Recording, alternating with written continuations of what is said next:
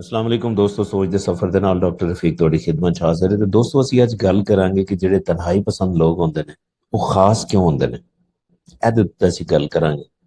ਦੇਖੋ, ਪਹਿਲੀ ਗੱਲ ਤੇ ਕਿ ਜਿਹੜੇ ਤਨਹਾਈ ਪਸੰਦ ਲੋਕ ਹੁੰਦੇ ਨੇ, ਜ਼ਰੂਰੀ ਨਹੀਂ ਕਿ ਉਹ ਲੋਕਾਂ ਨਾਲ ਰਹਿਣਾ ਨਹੀਂ ਚਾਹੁੰਦੇ ਜਾਂ ਲੋਕਾਂ ਨੂੰ ਪਸੰਦ ਨਹੀਂ ਕਰਦੇ। ਨਹੀਂ, ਉਹ ਕੌਨਸ਼ੀਅਸਲੀ ਚਾਹੁੰਦੇ ਨੇ ਕਿ ਜਦੋਂ ਉਹਨਾਂ ਨੂੰ ਜ਼ਰੂਰਤ ਹੈ ਉਦੋਂ ਤਨਹਾਈ ਇਖਤਿਆਰ ਕਰ ਲੈਣ।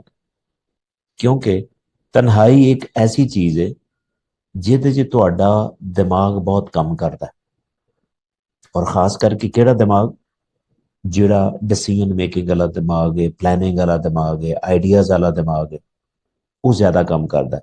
ਕਿਉਂਕਿ ਜਦੋਂ ਵੀ ਤੁਸੀਂ ਸ਼ੋਰ ਤੋਂ ਹਟ ਕੇ ਅਲੱਗਾ ਬੈਠੋਗੇ ਨਾ, ਤੁਹਾਡਾ ਫੈਸਲਾ ਸਾਜ਼ੀ ਵਾਲਾ ਜਿਹੜਾ ਬ੍ਰੇਨ ਹੈ ਨਾ, ਜਿਹੜਾ ਜਿਹਨੂੰ ਅਸੀਂ ਪ੍ਰੀ ਫਰੰਟਲ ਕਾਰਟੈਕਸ ਕਹਿੰਦੇ ਆ, ਮੱਥੇ ਦੇ ਪਿੱਛੇ, ਇਹ ਐਕਟਿਵ ਹੋ ਜਾਂਦਾ।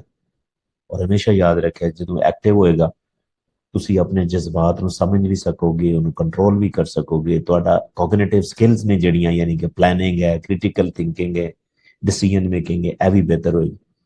ਤੇ ਲਿਹਾਜ਼ਾ ਇਸ ਤੋਂ ਇਲਾਵਾ ਇੱਕ ਹੋਰ ਚੀਜ਼ ਹੈ ਕਿ ਜਿਹੜਾ ਤੁਹਾਡਾ ਇਮੋਸ਼ਨਲ ਬ੍ਰੇਨ ਏਰੀਆ ਹੁੰਦਾ ਹੈ ਨਾ, ਉਹ ਵੀ ਡਾਊਨ ਹੁੰਦਾ।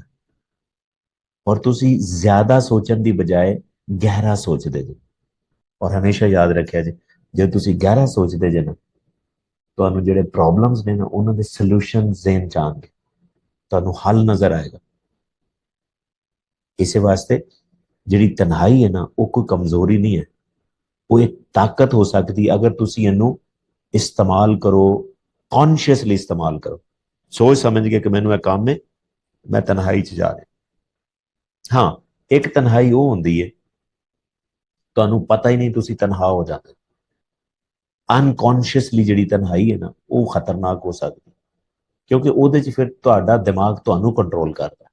ਹਾਂ, ਅਗਰ ਤੁਹਾਨੂੰ ਪਤਾ ਹੈ ਕਿ ਮੈਂ ਤਨਹਾ ਕਿੱਥੇ ਹੋਣਾ ਹੈ, ਕਦੋਂ ਹੋਣਾ ਹੈ, ਕਿਸ ਵਾਸਤੇ ਹੋਣਾ ਹੈ, ਤੇ ਉਹ ਤਨਹਾਈ ਜਿਹੜੀ ਹੈ ਉਹ ਤੁਹਾਨੂੰ ਨੁਕਸਾਨ ਨਹੀਂ ਦੇਗੀ, ਕਿਉਂਕਿ ਉਹ ਤੁਸੀਂ ਖੁਦ ਦਿਮਾਗ ਨੂੰ ਕੰਟਰੋਲ ਕਰ ਰਹੇ। ਤੇ ਲਿਹਾਜ਼ਾ ਜਾਣ ਬੁੱਝ ਕੇ ਤਨਹਾ ਹੋਣਾ ਕਿਸੇ ਕੰਮ ਵਾਸਤੇ, ਇਹ ਕਮਜ਼ੋਰੀ ਨਹੀਂ, ਇਹ ਇੱਕ ਤਾਕਤ, ਇੱਕ ਜ਼ਿਹਨੀ ਤਾਕਤ ਹੈ ਜਿਹਦੇ ਬਹੁਤ ਜ਼ਿਆਦਾ ਫਾਇਦਾ।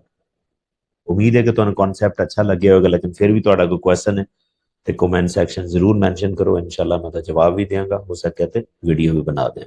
ਜਜ਼ਾਕ ਅੱਲਾਹ।